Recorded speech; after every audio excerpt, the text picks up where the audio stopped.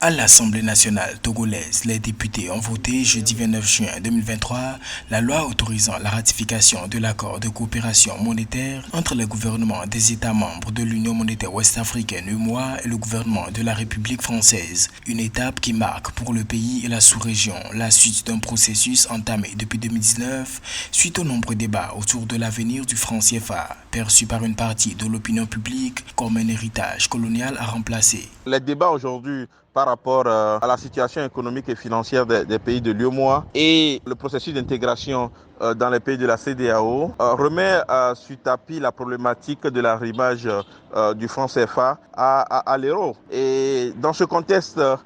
le passage à l'éco devait être une solution dans la mesure où tous les pays de la CEDEAO devaient adopter un mouvement d'ensemble.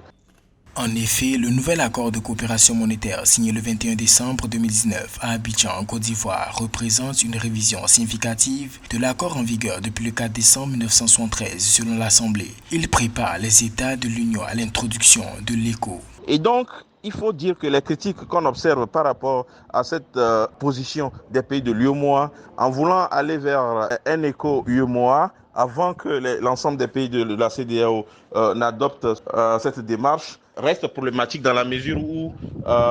quoi qu'il en soit, le fait d'avoir des textes séparés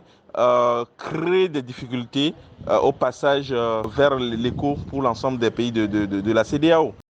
Certains observateurs ont émis des doutes sur l'entrée en vigueur de cette monnaie communautaire aux 15 pays de la sous-région. Pour rappel, en 2020, le Togo était le seul pays de la CEDEAO à respecter les critères de convergence établis pour l'adoption de l'éco, considéré comme future monnaie unique de la zone.